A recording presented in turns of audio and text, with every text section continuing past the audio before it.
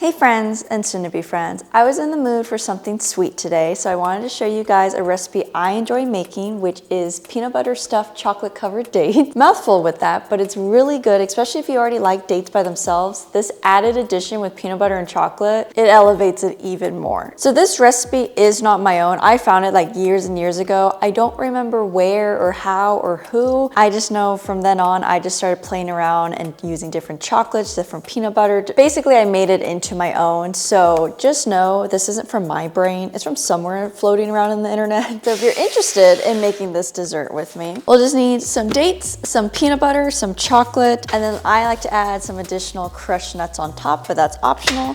So either grab your ingredients or grab your snacks, grab your drinks, and let's make some dates together. So first off, we're going to need to melt some chocolate down. I really like dark chocolate, so like 80 to 90% dark chocolate, but my love does not. He has to have milk chocolate, so that's why I have two different chocolate bars here. This is a brand that my love has been absolutely obsessed with lately, but I actually haven't taken the time to just like try what their chocolate tastes like.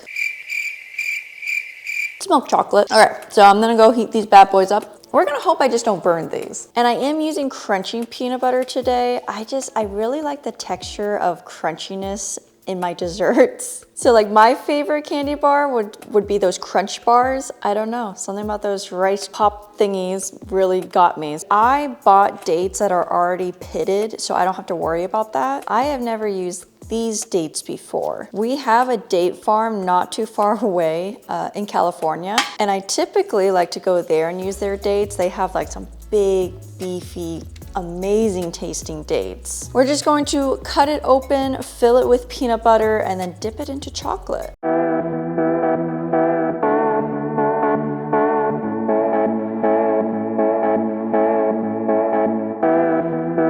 So I have my section done. I'm going to now just crush up some of these nuts, which my peanut butter was unsalted, and I'm pretty sure I got these unroasted unsalted, so I might take a sprinkle of sea salt and just sprinkle on top for that. And yes, this recipe does get rather messy. I never claimed that this was going to be a pretty neat little recipe, but it is fun to make with others where you're just like, I don't know, having a carefree day. Chocolate's gonna be going everywhere. So I just like to sprinkle a bit of nuts right on top. A little bit, a lot, doesn't really matter, your preference. Then we basically repeat the whole process, but now with the milk chocolate ones.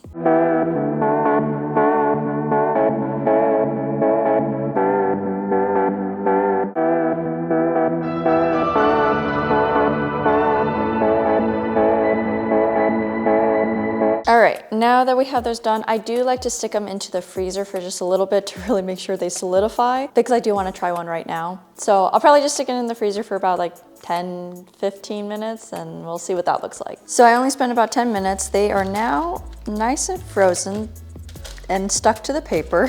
I'm gonna try one of my dark chocolate ones. It honestly just all goes together. I really love dark chocolate. I find that it combats the sweetness of the dates, because dates to me taste like caramel, just straight up sweetness. So it's kind of hard for me to like just eat dates by themselves. Gosh, that it just tastes like a candy to me. And then with the added crunchiness, I'll try one of these milk chocolate ones.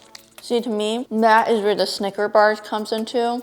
It is so sweet. That's really stinking good. Every time I make it, I'm a little surprised, because when I first saw dates, I was like, ew, what is that wrinkly looking thing? That looks gross. And that first bite, I fell in love. And finding this recipe, like, it honestly is my go-to if I am having those moments of really craving something sweet and sugary. I keep these on hand, keep in the freezer or fridge, doesn't matter. And they're an easy just go-to, pop in my mouth. Like the milk chocolate ones, easily one and done. The dark chocolate ones are a little more risky for me because the dark chocolate combats the natural sweetness. So I could have a couple of those, but the milk chocolate, I'm one and done. So let me know down below, you guys, if you tried this recipe, what you would change with it, or if you've never tried a date, maybe this would make you want to try one. But with all that being said, go and enjoy the rest of your day, and I hope something good happens to you.